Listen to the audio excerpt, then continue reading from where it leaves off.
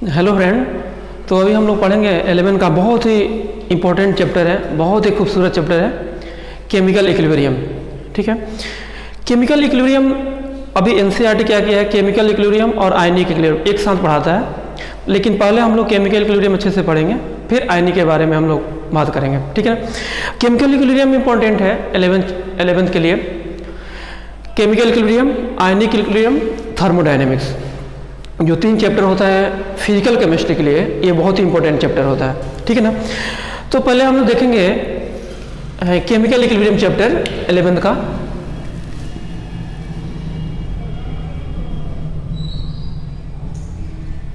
Chemical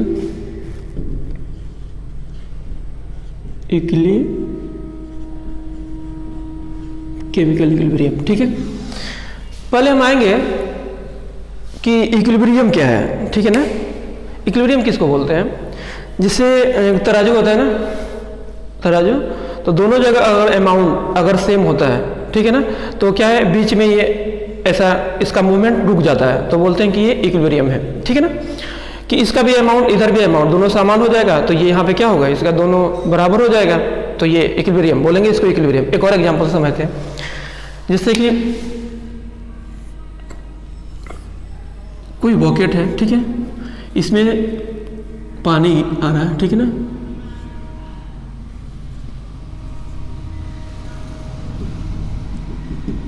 इसमें से पानी आ रहा है, सोचिए कि 0.5 लीटर पर सेकेंड से आ रहा है। ठीक है, अगर इसमें पानी आएंगे, ठीक है, तो कुछ देर के बाद ये पानी पूरा लेवल इसमें आते रहेगा, ठीक है ना, लेवल बढ़ते रहेगा, ठीक है,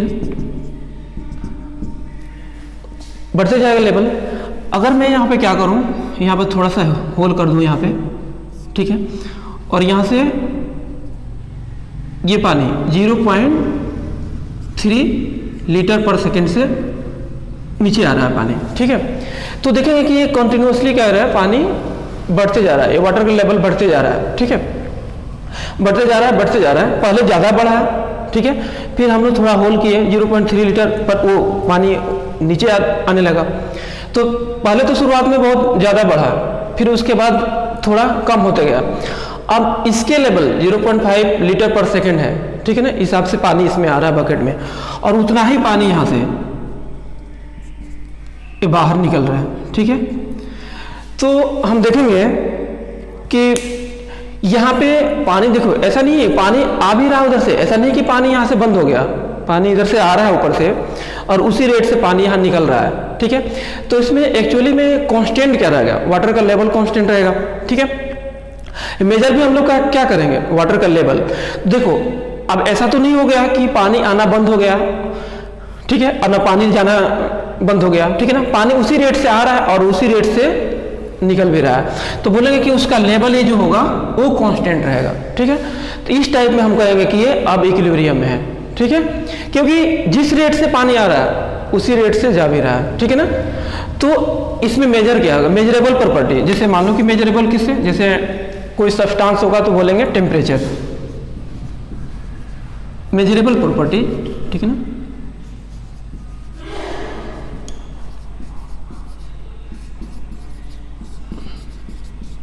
ठीक है ना, मेजरेबल प्रॉपर्टी। जैसे कोई सब्सटेंस हो तो टेम्परेचर,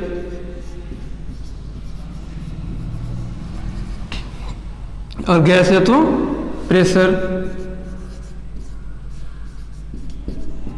मोल, ठीक है ना, ये सारे कांस्टेंट होंगे। ठीक है ना, तो हम लोग बोलेंगे कि यहाँ पे जो है लेवल उसका क्या रहेगा, कांस्टेंट रहेगा, तो बोलेंगे कि क्या है, वो इक्विलिब्रियम पे है। ठीक है, अब देखो अब क्या है, हम लोग 2 टाइप के, बचपन में भी हम लोग 9th क्लास में भी हम लोग पढ़े हैं, 2 टाइप के रिएक्शन पढ़े हैं। ठीक है ना, कौन कौन सा रिएक्शन पढ़े हैं वो इंपॉर्टेंट है। ठीक है, 2 टाइप्स के कौन कौन से रिएक्शन हम लोग पढ़े हैं, एक इरिवर्सिबल, दूसरा रिवर्सिबल केमिकल इक्विलिब्रियम। ठीक है, इसमें इरिवर्सिबल रिएक्शंस, अब देखो जैसे मान लो कि ये जिस रेट से आ रहा था उसी रेट से पानी निकल रहा था, तो क्या है, वाटर लेवल कांस्टेंट था। ठीक है ना, अब मेजर क्या करेंगे, वाटर का लेवल। ठीक है, अब जैसे ए कोई गैस है, ठीक है ना, प्लस बी भी कोई गैस है, ठीक है ना, और ये C गैस है प्लस D भी गैस है, ठीक है। इसको बोलेंगे रिएक्टेंट, और ये उसका प्रोडक्ट होता है, ठीक है। ये रिएक्टेंट है, ये प्रोडक्ट है। इसको ये आगे जिधर एरो होता है इसको बोलते हैं रेट ऑफ फॉरवर्ड रिएक्शन, और इधर क्या है, ये बैक साइड में है तो इसको रेट ऑफ बैकवर्ड रिएक्शंस, ठीक है। अब देखो दो टाइप्स के रिएक्शंस के बारे में स्टडी करेंगे, ये 9th में भी हम लोग पढ़े हुए हैं, ठीक है।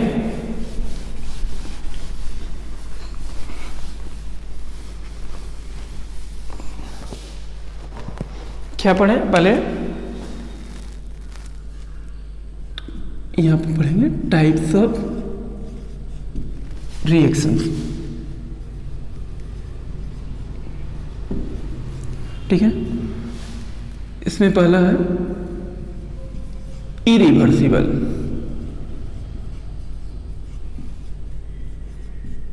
Irreversible reaction. दूसरा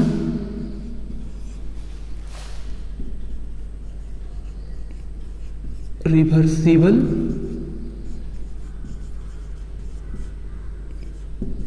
रिएक्शन, ठीक है।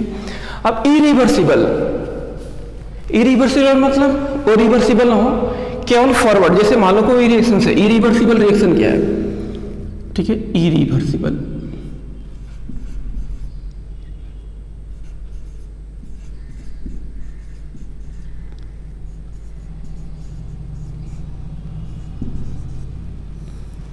देखिए irreversible reaction, reaction proceed reaction proceed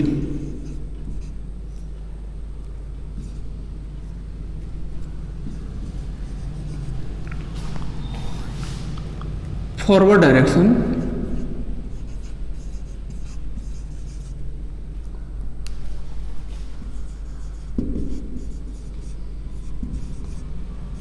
only.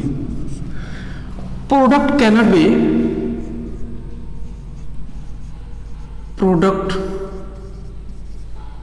be converted into reactant by any condition, by any condition, ठीक है। अब देखो रिएक्शन प्रोसीड फॉरवर्ड डायरेक्शन, जैसे केवल जैसे ये बोल रहा है कि रिएक्शन जो है ये कोई गैस है, ठीक है ना, और ये भी है, ठीक है। तो ये डायरेक्शन केवल इस डायरेक्शन मतलब केवल है केवल फॉरवर्ड डायरेक्शन में हो रहा है, मतलब ये डायरेक्शन किधर उधर से इधर भी हो, और ए से बी बना रहा है, यानी ए बी गैस है, बी से भी ए गैस बना सकता है, मतलब ये क्या है एक ही डायरेक्शन में जा रहा है। तो बोल रहा है कि reaction proceed forward direction only, product can not be converted into reactant by any condition, किसी भी हालत में प्रोडक्ट जो है ये रिएक्टेंट है और ये प्रोडक्ट है, ठीक है ना। तो रिएक्टेंट ये प्रोडक्ट किसी भी हालत में रिएक्टेंट की तरफ शिफ्ट नहीं होंगे, ठीक है ना। तो ये बताता है, ये जैसे आपको एग्जांपल्स में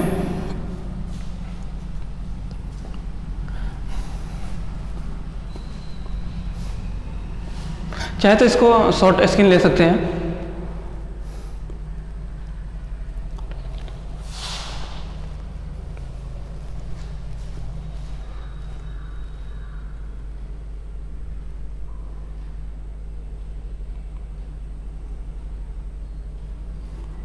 यहाँ पे सी डबल ई,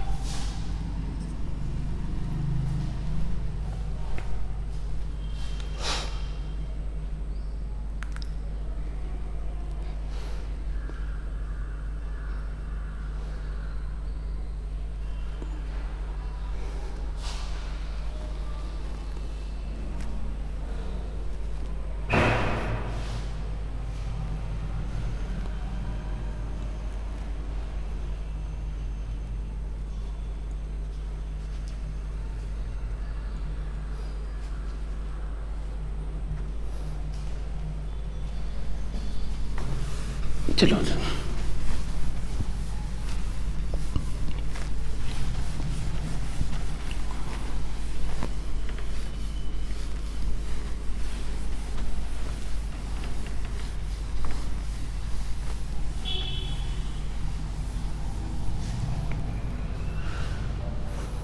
जैसे यहाँ हम देखें कम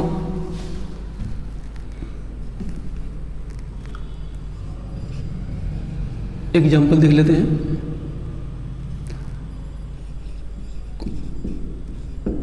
कंबसन ऑफ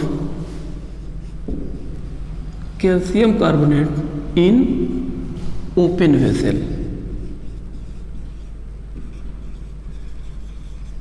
ठीक है, कैल्शियम कार्बोनेट है, सॉलिड है, ये बनाता है कैल्शियम ऑक्साइड प्लस CO2। ठीक है, तो ये बनाता है, मतलब ये कंबसन, ये कभी भी किसी भी हालत में ये रिएक्शन प्रोडक्ट की तरफ शिफ्ट नहीं हो सकते। कोई भी कंबसन रिएक्शन जो होगा वो इरिवर्सिबल रिएक्शन होगा। ठीक है, जैसे न्यूट्रलाइजेशन ऑफ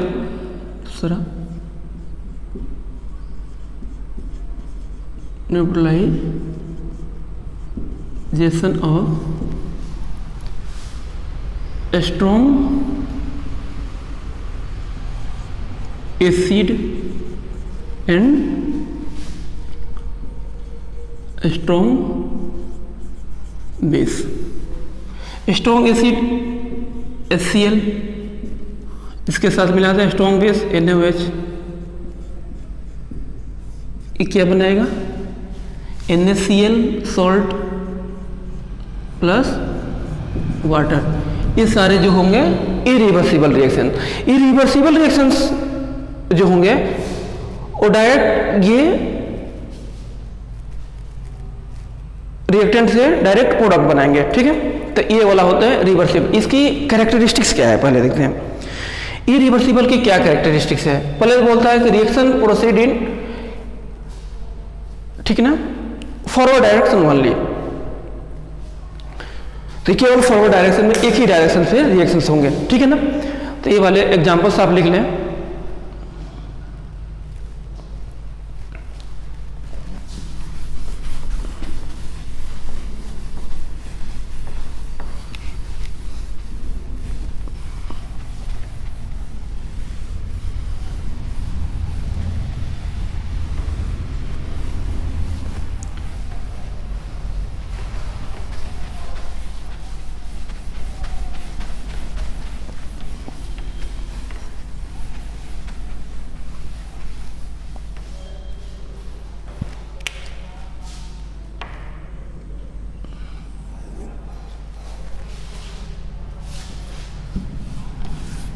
सीधी लाइन तो खिंचा।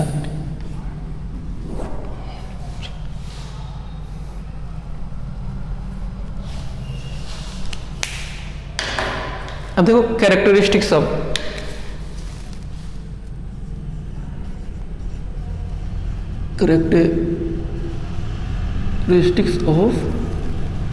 Irreversible reaction.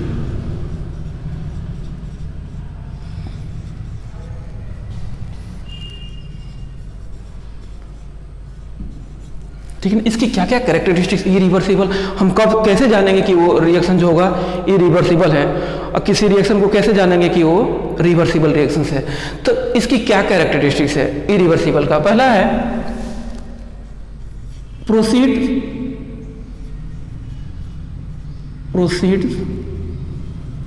फॉरवर्ड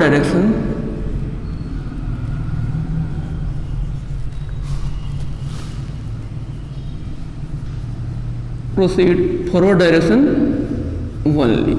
ठीक है ना, ये केवल फॉरवर्ड डायरेक्शन में रिएक्शन हुआ। दूसरा क्या है, रिप्रेजेंटेड बाय सिंगल एरो। कैसे रिप्रेजेंट करेंगे, सिंगल एरो से। ठीक है, अब देखो कोई भी इरिवर्सिबल रिएक्शंस होगा वो कंप्लीट रिएक्शन होगा। रिएक्शन गोइंग टू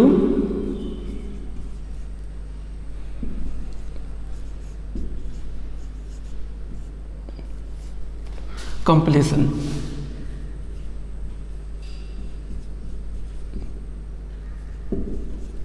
ये रिएक्शन क्या होगा? पूरी तरह से कंप्लीट रिएक्शंस होंगे। अब देख, एक आता है limiting reagent. Limiting reagent involves,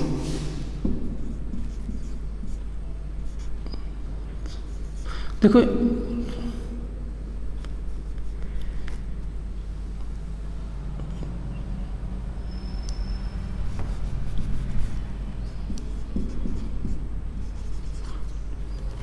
ठीक है ना, इसमें लिमिटिंग रिएजेंट क्या होता है वो देख लेते हैं। जैसे मान लो कि लिमिटिंग रिएजेंट ए कोई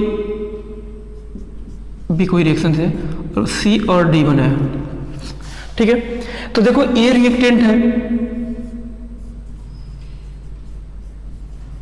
ठीक है, और ये प्रोडक्ट। तो देखो अगर कोई जरूरत नहीं है, ये रिएक्टेंट है, हो सकता है कि ये पहले खत्म हो जाए या हो सकता है कि पहले भी खत्म होगा, और रिएक्टेंट में कुछ अमाउंट अगर रिएक्शन करेगा तभी तो प्रोडक्ट बनेगा। तो कोई जरूरत नहीं है कि पहले ए भी खत्म हो सकता है या बी भी खत्म हो सकता है। तो जो जल्दी खत्म हो जाएगा, जैसे मान लो कि ए जल्दी खत्म हो गया, ठीक है, एक अमाउंट जल्दी खत्म हो गया, तो वो उसका क्या होगा? लिमिटिंग रिएजेंट, ठीक है ना। ये कॉन्सेप्ट हम लोग पढ़ेंगे। तो ये वाला लिमिटिंग रिएजेंट भी आपके इसमें आएंगे, जिसमें हम लोग बहुत डीपली पढ़ेंगे लिमिटिंग रिएजेंट क्या है, ठीक है ना। अभी हम लोग जानेंगे कि जो भी लिमिटिंग रिएजेंट का कॉन्सेप्ट आएगा वो इरिवर्सिबल रिएक्शंस में आएगा, ठीक है। अब देखो कोई भी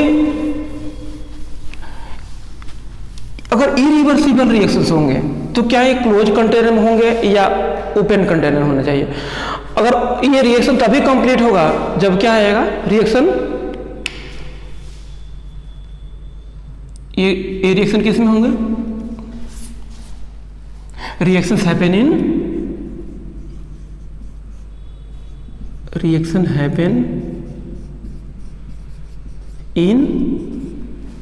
ओपन कंटेनर। इसके लिए क्या चाहिए? ओपन कंटेनर चाहिए, ठीक है ना। ये इसकी कैरेक्टरिस्टिक्स है।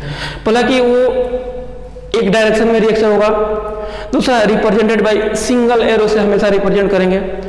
रिएक्शन जो होगा इरिवर्सिबल पूरा कंप्लीट रिएक्शन होगा, इसमें लिमिटिंग रिएजेंट इन्वॉल्व होंगे, और रिएक्शन क्या होगा? ये हमेशा ओपन कंटेनर में होगा, ठीक है। तो ये उसके कैरेक्टरिस्टिक्स है। फिर दूसरा रिएक्शन हम लोग पढ़ते हैं रिवर्सिबल रिएक्शन, ठीक है। दूसरा रिएक्शन क्या है? Reversible.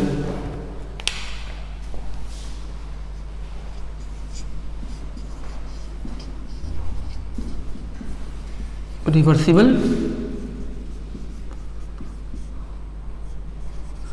Reaction,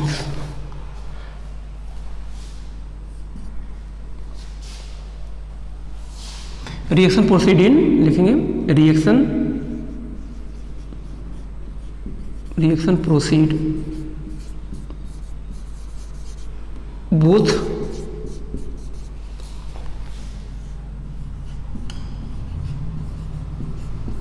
forward and backward direction. ये दोनों डायरेक्शन में रिएक्शन होंगे। Product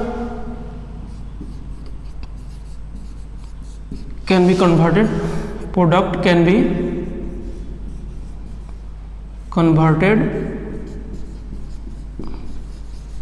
into reactant and reactant can be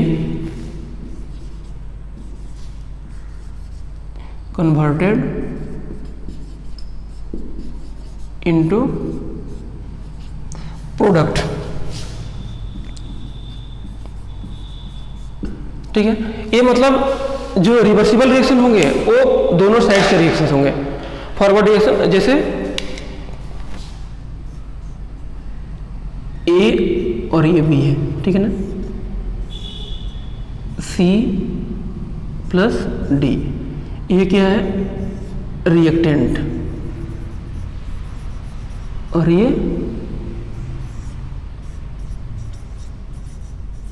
product. ठीक है, ये रेट फॉरवर्ड का है, रेट बैकवर्ड, मतलब ये जो रिएक्शंस होंगे वो दोनों साइड से रिएक्शन होंगे। ये रिएक्टेंट प्रोडक्ट बना सकता है, प्रोडक्ट रिएक्टेंट बना सकता है, बट ये वाले केस इरिवर्सिबल के लिए लागू नहीं है। ठीक है ना, ये केवल रिवर्सिबल के लिए है। ठीक है, अब देखो इसकी भी कैरेक्टरिस्टिक्स होती है। क्या है कैरेक्टरिस्टिक्स ऑफ रिवर्सिबल का?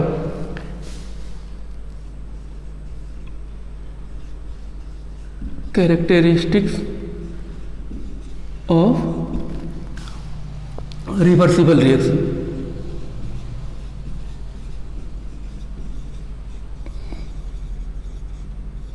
ठीक है ना, इसका रिवर्सिबल क्या है? पहला क्या है कैरेक्टरिस्टिक्स का? Reaction proceed in both the direction. Reaction proceed in both the direction, ये दोनों डायरेक्शन में होंगे। अब देखो रिवर्सिबल रिएक्शन कभी कंप्लीट नहीं होता है, कभी भी। आप रिवर्सिबल रिएक्शन नेवर लिखेंगे यहाँ पे, नेवर गोज टू कंप्लीशन, ये कभी कंप्लीट नहीं होगा। जैसे मान लो कि कैसे ये क्या कहना चाह रहा है, कभी कंप्लीट नहीं होगा। देखिए ये क्लोज, ये जब भी हम लेते हैं इसकी कंडीशन से, ये क्लोज कंटेनर में जब भी रिवर्सिबल रिएक्शन होते हैं वो क्लोज कंटेनर में होते हैं। तो जितना बनेगा रिएक्टेंट बनेगा फिर प्रोडक्ट, क्योंकि वो क्लोज है, कोई अमाउंट बाहर नहीं निकल रहा है, एक फिक्स अमाउंट में है, तो जो बन रहा है वो निकल रहा है। अब ये रिवर्सिबल रिएक्शन होते रहते हैं क्योंकि ये क्या है, एक क्लोज कंटेनर में होता है। जितना रिएक्टेंट बना फिर से वो प्रोडक्ट बनने जाता है, प्रोडक्ट फिर से रिएक्टेंट बनने जाता है। ठीक है ना, तो ये रिएक्शन कभी भी कंप्लीट नहीं होते हैं। सी है कोई कंसेप्ट नहीं होता, no concept of limiting.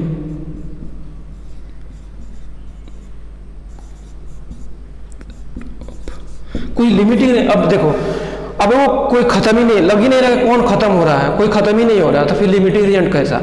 Product बन रहा है, रिएक्टेंट बन रहा है, फिर से वो प्रोडक्ट में कन्वर्ट हो रहा है, प्रोडक्ट फिर से रिएक्टेंट में कन्वर्ट हो रहा है, तो कोई खत्म ही नहीं लग रहा है कि कौन सा खत्म होगा रिएक्शन। तो फिर इसमें कोई लिमिटिंग रिएजेंट कंसेप्ट नहीं होता, no concept of limiting reagent. ठीक है, तो ये जो रिएक्शंस होगा, जब भी रिवर्सिबल रिएक्शंस होते हैं वो क्लोज कंटेंट में होते हैं। रिएक्शन हैपन लिखेंगे यहाँ पे, reaction happen in closed container. ये हम ही होगा हमेशा क्लोज कंटेनर में होगा। ठीक है, ये रिएक्शंस।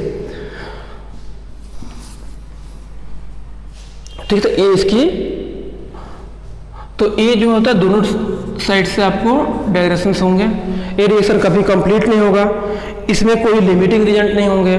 ठीक है ना, और रिएक्शन जो होगा ये कंप्लीट, जैसे रिवर्सिबल रिएक्शंस। ठीक है, जैसे एग्जांपल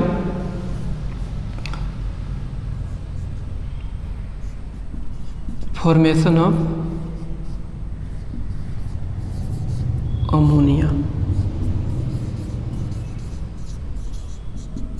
अमोनिया का फॉर्मेशन जैसे N2 गैस है प्लस H2 गैस है, बनाया NH3।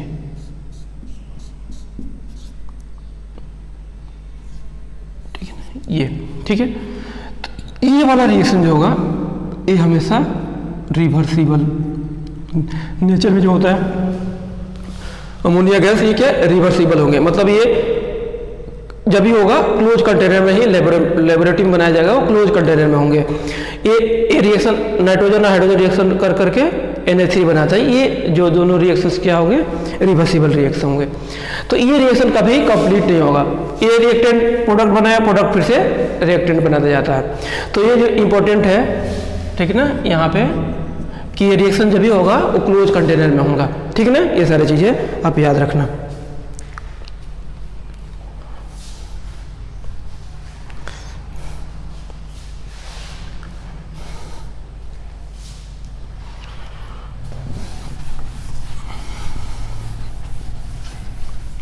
केमिकल इक्विलिब्रियम कैसे डिफाइन होता है?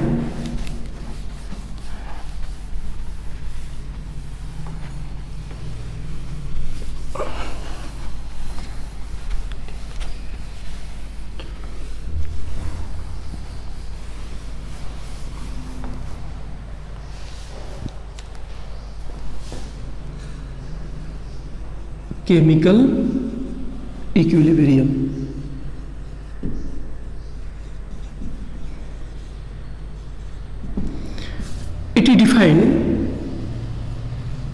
it is defined at point public time public situation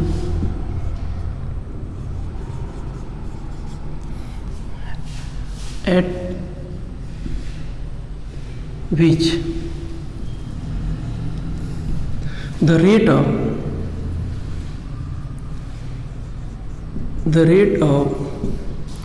forward reactions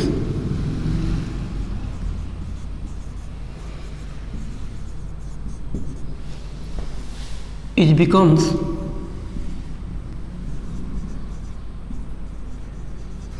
equal to backward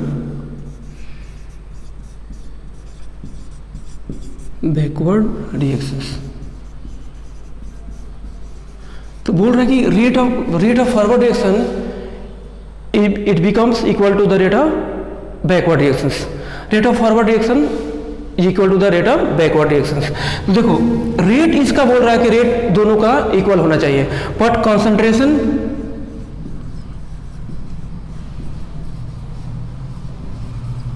ये जो बहुत इंपॉर्टेंट है, कॉन्सेंट्रेशन कांस्टेंट होना चाहिए, बट रेट जो इक्वल होना चाहिए।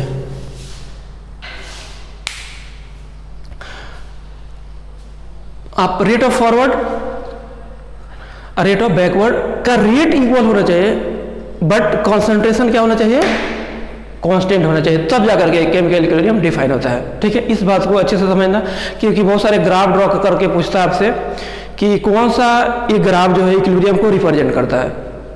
ठीक है, ग्राफ जो 4-5 को ग्राफ आपको ड्रॉ करके दे देगा, बोलेगा which of the flowing graph represent equilibrium.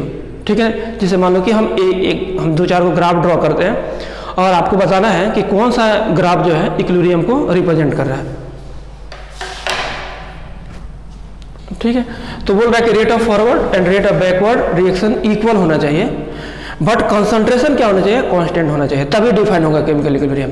तो ग्राफ में देखते हैं, graph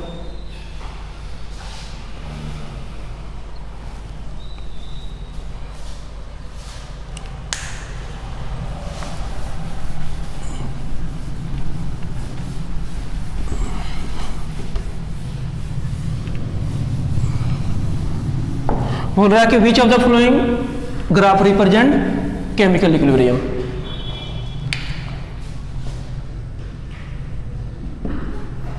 which of the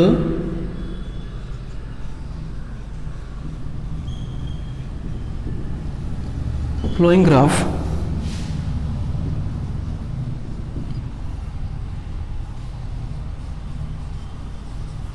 represents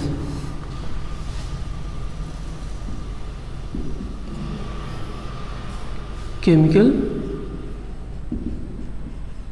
equilibrium. ठीक है, बोल रहा है कौन सा ग्राफ रिप्रेजेंट कर रहा है केमिकल इक्विलिब्रियम को। जैसे मान लो कि ए पहला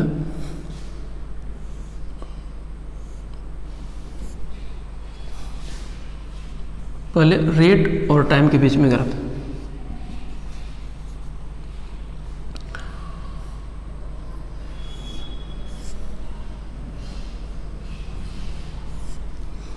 ठीक है। देखो रेट ये क्या है, देखो कभी भी रिएक्शंस होते हैं, जैसे मान लो कि ए है गैस है,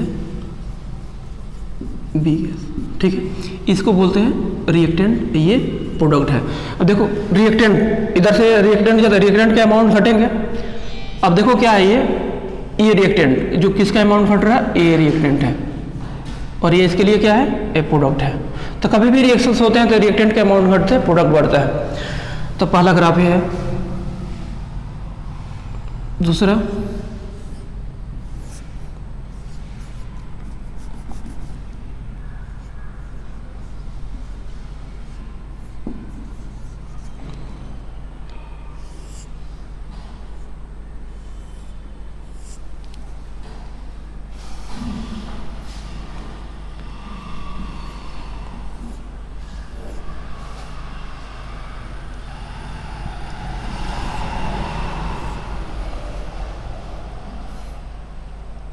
एक प्रोडक्ट है, एक रिएक्टेंट है, याद रखना।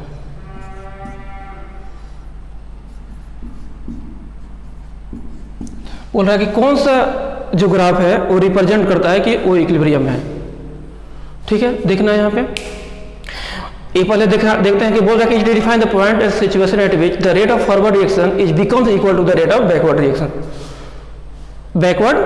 रिएक्शन, सॉरी यहाँ पे reactions,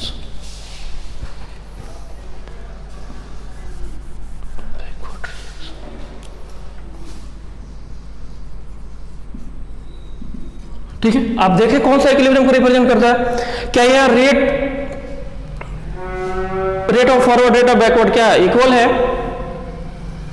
क्या इक्विलिब्रियम को रिप्रेजेंट करेगा, कभी भी इक्विलिब्रियम को रिप्रेजेंट नहीं करेगा।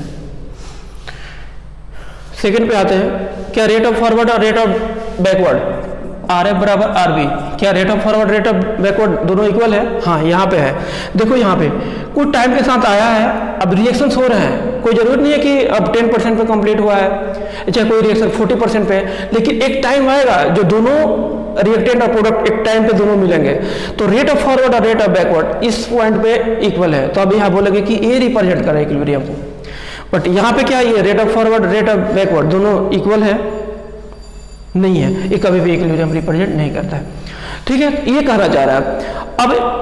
अब इसी ग्राफ में क्या करते हैं, जैसे आपको बोल दिया कि रेट और टाइम के बीच में ग्राफ ड्रॉ करके दिया, ठीक है। अब आपके का इसी यही ग्राफ है, अब रेट की जगह कंसंट्रेशन वर्सेस टाइम, ठीक है। ये समझ में आया। देखो यहाँ पे डिफाइन होता है कि rate of forward rate of backward अगर इक्वल हो रहा है तभी वो इक्विलिब्रियम रिप्रेजेंट करेगा, अगर रेट और टाइम के बीच में ग्राफ हो तो, ठीक है। अब मैं नेक्स्ट इसी ग्राफ में आपको कंसंट्रेशन के बीच में करते हैं, यहाँ पे मान लो कंसंट्रेशन के बीच में दिया है,